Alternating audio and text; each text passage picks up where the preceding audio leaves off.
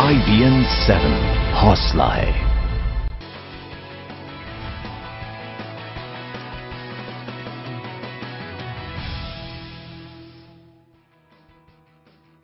नमस्कार, आप देख रहे हैं IBN 7। मैं हूं आकाश सोनी। अब वक्त है हमारी खास पेशकश देश दिन भर का। देश दिन भर में देश भर के अलग अलग राज्यों और शहरों की खबरों के साथ हमारे संवाददाता हमारे साथ हैं, लेकिन सार्क की जानकारी भी हम आपको देंगे। नेपाल में सार्क सम्मेलन के लिए प्रधानमंत्री नरेंद्र मोदी के दौरे का पल पल का हाल लगातार आपको बताते रहेंगे। इसके अलावा दिल्ली से एहतेशाम खान जुड़ेंगे, तेजस्वी हमारे साथ हैं ही। नोएडा से ब्रिजेश तिवारी और महाराष्ट्र का हाल बताएंगे निशात शमसी। तो देश दिन भर में खबरों के सिलसिले की शुरुआत के लिए सबसे पहले चलते हैं तेजस्वी के पास। गुड मॉर्निंग आकाश, और अपने दर्शकों को बता दें कि यहाँ पे बड़ी खबर आ रही है नेपाल के काठमांडू से, जहाँ चल रहे सार्क सम्मेलन में आज इसकी कमान भारत को सौंपी जाएगी।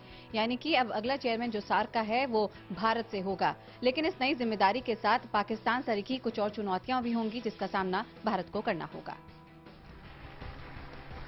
औपचारिक रूप से सार्क की कमान भारत के हाथ आने के बाद ये भारत की जिम्मेदारी होगी कि इसे कैसे कामयाब बनाया जाए। सार्क की कमान हाथ में आने के बाद भारत के लिए पाकिस्तान एक बड़ी चुनौती होगा। इस बार पाकिस्तान अपना रुख दिखा चुका है। पाकिस्तान के मसले पर भारत ने साफ संकेत दे दिया है कि सबको साथ लेकर चलने के पक्ष में है, लेकिन अगर कोई देश अड़ियल रुख अपनाता है तो भारत इंतजार नहीं करने वाला। We will move to enhance our bonds with South Asian neighbors together if we can. If not, we will move with those who are ready for it. Bharat की तरफ से ये भी दोहराया गया है कि वो सार्थक द्विपक्षीय बातचीत के पक्ष में है। वहीं रक्षा विशेषज्ञों ने चीन को पिछले दरवाजे से सार्क में लाने की पाकिस्तान की कोशिश का विरोध किया है। उनका कहना है कि पिछले कुछ दिन में नवाज शरीफ पाकिस्तान पर अपनी पकड़ खोते जा रहे हैं। China is using these countries against India or against the other countries of the region, That is a major source of concern, और पाकिस्तान के प्रधानमंत्री नवाज शरीफ अपने सार्क सम्मेलन के दौरे को छोटा कर आज ही अपने वतन वापस लौट जाएंगे। जियो टीवी के मुताबिक यहाँ पे नवाज शरीफ आज ही पाकिस्तान लौट जाएंगे, जबकि पहले उनका कार्यक्रम शुक्रवार तक था। सार्क सम्मेलन में हिस्सा ले रहे पाकिस्तान के प्रधानमंत्री नवाज शरीफ अपने तय कार्यक्रम से 24 घंटे पहले ही लौट जाएंगे। शरीफ को पहले शुक्रवार को वापस लौटना था। इससे पहले ये खबर आई थी कि सार्क देशों के सम्मेलन में पाकिस्तान के अड़ियल रुख की कड़ी आलोचना हो रही है। सार्क के सदस्य देश इस बात से नाराज हैं कि पाकिस्तान 3 अहम समझौतों की राह में रोड़े अटका रहा है। भारत का कहना है कि पीएम नरेंद्र मोदी के साथ मुलाकात में कई सदस्य देशों ने पाक के इस अड़ियल रवैये की आलोचना की है। No consensus because under SARC there was a single country which said that they are not yet ready with their internal procedures. So that's where we are. Pakistani news channel Jio TV के मुताबिक SAARC सम्मेलन में नवाज शरीफ के सभी कार्यक्रम गुरुवार शाम खत्म हो जाएंगे। इसीलिए उन्होंने तय समय से पहले लौटने का फैसला किया है। बुधवार को सार्क सम्मेलन की शुरुआत के मौके पर पीएम नरेंद्र मोदी ने नवाज शरीफ की जमकर अनदेखी की। मोदी और शरीफ करीब 3 घंटे तक एक ही मंच पर बैठे थे, लेकिन दोनों के बीच हाथ मिलाना तो दूर, आमना सामना तक नहीं हुआ। यही नहीं, मोदी ने शरीफ को तब भी नहीं देखा जब वो भाषण देने के लिए मोदी के पास से गुजरे। काले धन के मुद्दे पर आज सरकार लोकसभा में जवाब देगी। इससे पहले मंगलवार को वित्त मंत्री अरुण जेटली ने राज्यसभा में जवाब देते हुए कहा था कि अगर केस दर्ज होने शुरू हो जाएं तो यहां पे आरोपियों के नाम सार्वजनिक भी हो सकते हैं। आपने मुझे काले धन को लेकर विपक्ष सरकार पर पूरी तरह से हमलावर था। आपका धन्यवाद करता हूं। वो सरकार से जवाब मांग रहा था, और जब सरकार ने जवाब दिया तो उस वक्त असंतुष्ट भी नजर आ रहा था। सदन के दोनों सदनों में विपक्ष ने मोदी सरकार पर जमकर हमले किए। वो 15 लाख रुपए हर व्यक्ति का कहां है, कौन से खजाने में रखे, किस जगह रखे, कम से कम हम ढूंढे, क्योंकि क्या उसका गुम हो गया। इस मुद्दे पर सरकार के खिलाफ सबसे आक्रामक मोर्चा खोलने वाली तृणमूल कांग्रेस दोनों सदनों में सरकार पर हमलावर रही। Apologize to be made by the Prime Minister on the floor of the House as because he misguided the young generation of the country, he misguided the total nation by making untrue statements throughout the country before the election. Well, we had Rajya Sabha में भी पूरा विपक्ष इस मुद्दे पर एकजुट दिखा। CPM नेता सीताराम येचुरी ने बीजेपी के अच्छे दिन वाले नारे पर तंज कसा। और अब कुछ अहम खबरें संक्षेप में। भारत नेपाल दोस्ती की पहली बस 30 घंटे का सफर तय कर काठमांडू से दिल्ली पहुंच चुकी है। इस बस को काठमांडू में प्रधानमंत्री नरेंद्र मोदी ने हरी झंडी दिखाई थी। पहली बस के मुसाफिरों ने अपने सफर को अच्छा और सुहाना बताया। दिल्ली के उपराज्यपाल नजीब जंग ने स्वच्छ भारत अभियान की अनदेखी करने पर उत्तरी एमसीडी के उपायुक्त और पीडब्ल्यूडी के 2 अफसरों को निलंबित कर दिया है। इसके अलावा एमसीडी स्कूलों के 2 प्रिंसिपलों पर भी गाज गिरी है। बुधवार को नजीब जंग ने कई स्कूलों और अस्पतालों का अचानक दौरा किया और स्वच्छ भारत अभियान की हकीकत जानने की कोशिश की। आगरा में एक सड़क हादसे में दंपत्ति की मौत हो गई। चश्मदीदों के मुताबिक दोनों स्कूटी से अपनी दुकान पर जा रहे थे, तभी पीछे से आ रहे तेज रफ्तार ट्रक ने उन्हें कुचल दिया। हादसे के बाद नाराज लोगों ने ट्रक में तोड़फोड़ की। और आगे की खबरों के लिए चलते हैं एहतेशाम के पास। आईपीएल स्कैम से जुड़े मामले में आज सुप्रीम कोर्ट में एक अहम सुनवाई होगी। इसमें याचिकाकर्ता क्रिकेट एसोसिएशन ऑफ बिहार और बीसीसीआई दोनों कोर्ट को ये बताएंगे कि मुद्गल कमेटी के रिपोर्ट के आधार पर आगे किस तरह से कार्रवाई हो सकती है। आईपीएल स्पॉट फिक्सिंग मामले में जस्टिस मुद्गल कमेटी की रिपोर्ट पर सुप्रीम कोर्ट में जिरह जारी है।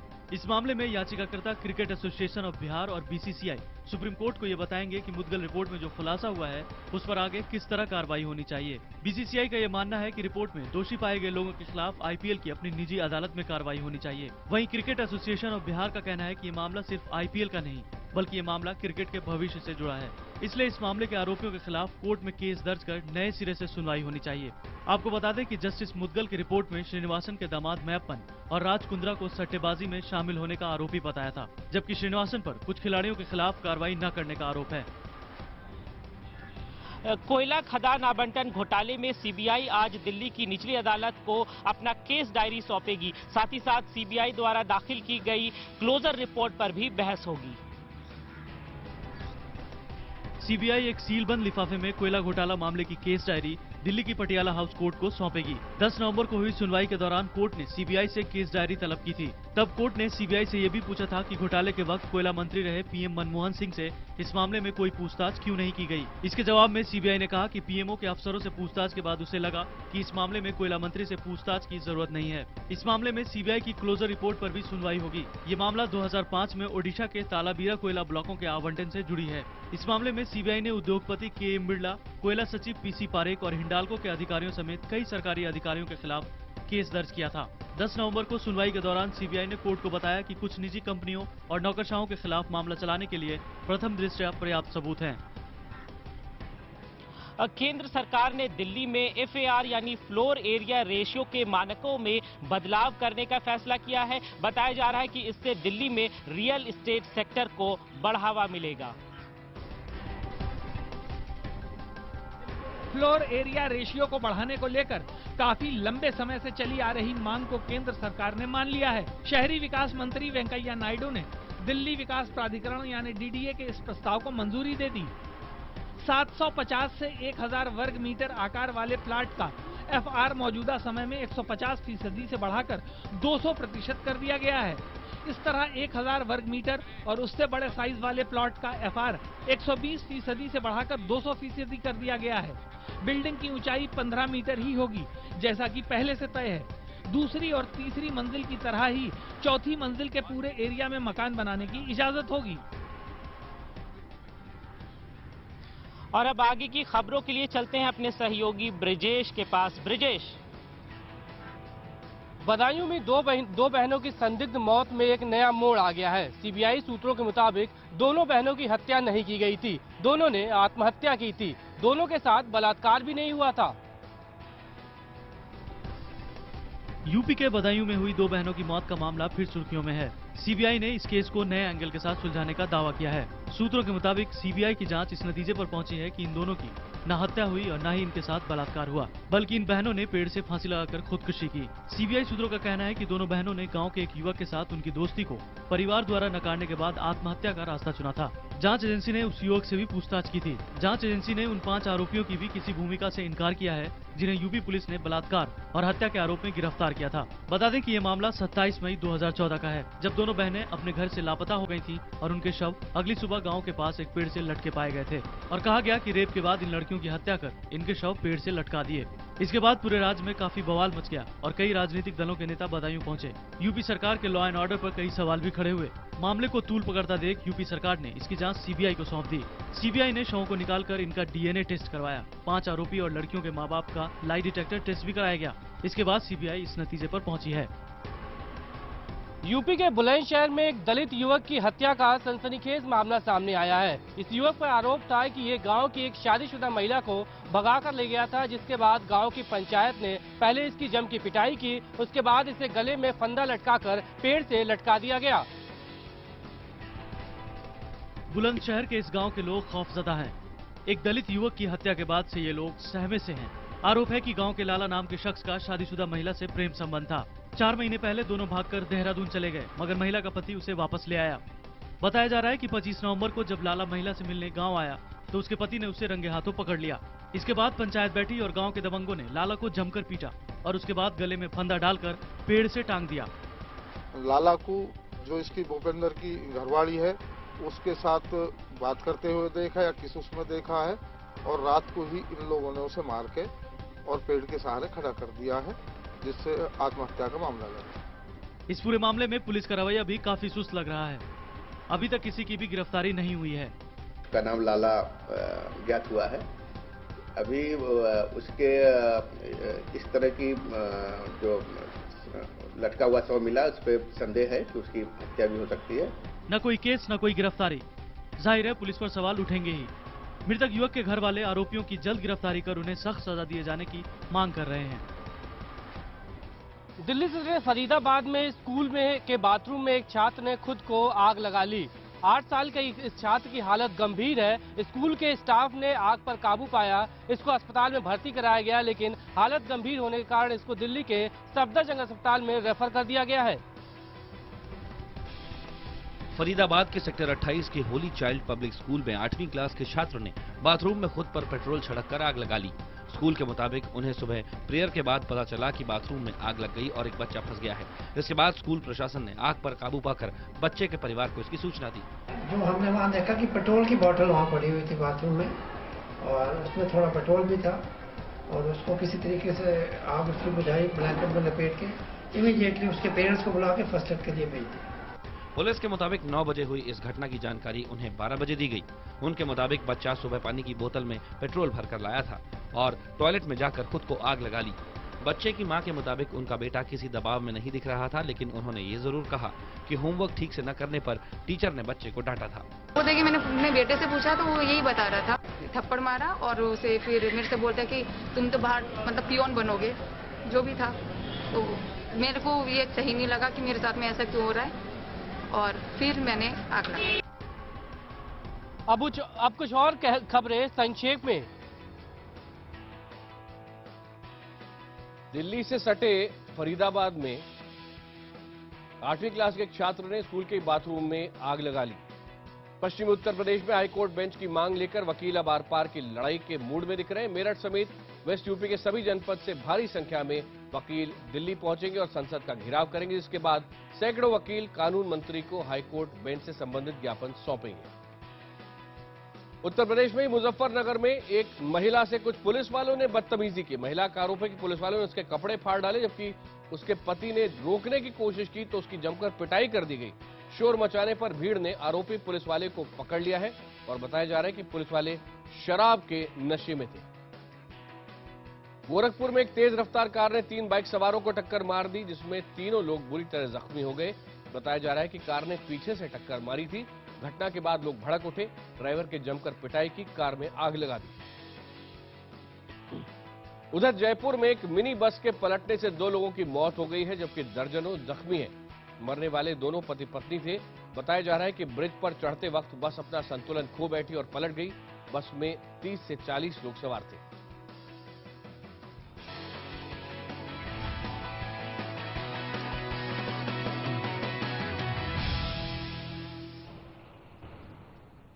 महाराष्ट्र में देवेंद्र फडणवीस सरकार अपना पहला मंत्रिमंडल विस्तार करने की तैयारी में जुट गई है। सूत्रों के मुताबिक ये विस्तार 1 दिसंबर को हो सकता है, लेकिन ये तस्वीर अब तक साफ नहीं हो पाई है कि इस मंत्रिमंडल में शिवसेना शामिल होगी या नहीं। बीजेपी सूत्रों की माने तो अभी भी शिवसेना को मनाने की कोशिश जारी है। बीजेपी अध्यक्ष अमित शाह से मुलाकात के बाद देवेंद्र फडणवीस ने कैबिनेट विस्तार की तैयारी शुरू कर दी। नागपुर में विधानसभा का शीतकालीन सत्र 8 दिसंबर को शुरू हो रहा है। सूत्रों के मुताबिक इस विस्तार में बीजेपी 5 कैबिनेट मंत्री और 12 राज्य मंत्रियों को शपथ दिलवा सकती है। खबर है कि इस विस्तार में आरएसपी, शिव संग्राम और स्वाभिमानी क्षेत्रकारी संगठन जैसे दलों को जगह मिल सकती है, लेकिन सबकी नजरें टिकी हैं शिवसेना पर। इस बीच दिवंगत बीजेपी नेता गोपीनाथ मुंडे की बेटी और महाराष्ट्र सरकार में मंत्री पंकजा मुंडे ने बीजेपी और शिवसेना के साथ आने के संकेत दिए हैं। उन्होंने कहा कि वो दोनों पार्टियों के बीच मध्यस्थता करने के लिए तैयार हैं। पंकजा का कहना है कि अगर आला कमान इजाजत दे तो वो बीजेपी और शिवसेना को साथ लाने के लिए पहल करेंगी। उन्होंने ये भी दावा किया कि जल्द ही इस मुद्दे को लेकर कोई खुशखबरी मिलेगी। फिलहाल महाराष्ट्र सरकार का मंत्रिमंडल 10 सदस्यों का है और बीजेपी इसे बढ़ाकर कम से कम 20 तक करना चाहती है। कहा जा रहा है कि भविष्य में शिवसेना को सरकार में शामिल करने के लिए बीजेपी काफी सीटें खाली छोड़ना चाहती है। बता दें कि महाराष्ट्र का मंत्रिमंडल ज्यादा से ज्यादा 42 सदस्यों का हो सकता है। सूत्रों के मुताबिक शिवसेना अभी भी 1/3 मंत्री और उप मुख्यमंत्री का पद चाहती है। मध्य प्रदेश के मंडला के महाराजपुर में सरकारी जमीन पर बने खेल मैदानों पर भू माफियाओं की नजर है। आरोप है कि सरकारी अधिकारियों की मिलीभगत से भू माफिया इन मैदानों पर पक्के अवैध निर्माण कर रहे हैं। खेल मैदान पर भू माफियाओं के कब्जे को लेकर जब प्रशासन ने आंखें मूंद ली तो स्थानीय लोगों ने जबलपुर हाईकोर्ट में जनहित याचिका के जरिए गुहार लगाई। हाईकोर्ट ने कलेक्टर को 3 महीने के अंदर मैदान में किए गए अतिक्रमण को खाली करने का आदेश भी जारी किया था, लेकिन 11 महीने गुजर जाने के बाद भी स्थिति जस की तस है। अब याचिकाकर्ता कलेक्टर के खिलाफ हाईकोर्ट में अवमानना की शिकायत करने की बात कह रहे हैं। जो भी आदेश होंगे शासन के वहाँ हाईकोर्ट के, वो कुछ दिन बाद पता चल जाएगा। और 10 अवमानना पर ये है बना हुआ है कि 10 दिन के अंदर इनको किसी भी हालत से खाली करना पड़ सकता है। और नजूल अधिकारी के आदेश से सीमांकन कराया गया था, जिसमें जो लोग अतिक्रमणकारी पाए गए हैं उनके खिलाफ बेदखली की कार्रवाई की गई है। छत्तीसगढ़ के सबसे नक्सल प्रभावित क्षेत्र सुकमा कोंटा में नेशनल हाईवे बनवाने के लिए बड़ी संख्या में सुरक्षा बलों ने डेरा डाला हुआ है। इसके लिए हर 5 किलोमीटर की दूरी पर सुरक्षा बलों के कैंप तैयार किए जा रहे हैं। जगदलपुर से कोटा की दूरी लगभग 190 किलोमीटर है, लेकिन इस सड़क के निर्माण के वक्त नक्सली कई घटनाओं को अंजाम दे चुके हैं। साथ ही सबसे प्रभावित नक्सल जोन माने जाने वाले दरभा तोंगपाल में भी सीआरपीएफ की 2 बटालियन को तैनात कर दिया गया है। बताया जा रहा है कि नक्सली इसी रास्ते से आगे बढ़ते हैं। वहीं कोंटा सुकमा की खराब सड़कों को लेकर सुकमा वासी कई बार आंदोलन कर चुके हैं। इस सड़क को लेकर सुरक्षा महकमा और प्रशासन काफी गंभीर है। बस्तर आईजी के मुताबिक इस इलाके में फोर्स का मूवमेंट होने से सड़क निर्माण तेज गति से होगा और आने वाले दिनों में ये सड़क पूरी तरह से तैयार की जाएगी। ये रोड प्रोटेक्शन के साथ साथ स्ट्रेटेजिकली भी इम्पोर्टेंट है, क्योंकि वो क्रॉसिंग पॉइंट है। उसको देखते हुए एक सीआरपीएफ का वहाँ 2 कंपनी और हमारा एसटीएफ और ऑफिसर्स वहाँ सब अब कैंप करके दूसरा कैंप वहाँ खोल रहे हैं। वापस चलते हैं स्टूडियो आकाश सोनी के पास। धन्यवाद निशात। आगे ये लेकर आएंगे कि सार्क में क्या वाकई ये शिखर सम्मेलन कामयाब हो पाएगा कि नहीं। अगली कमान भारत के पास आनी है और उससे पहले ही सार्क के सारे नेता एक एक करके प्रधानमंत्री नरेंद्र मोदी के पास आ रहे हैं, क्योंकि पाकिस्तान कुछ मुद्दों पर अड़ंगे लगा रहा है। विस्तार से इसकी बात करेंगे जब लौटेंगे आगे IBN 7 पर।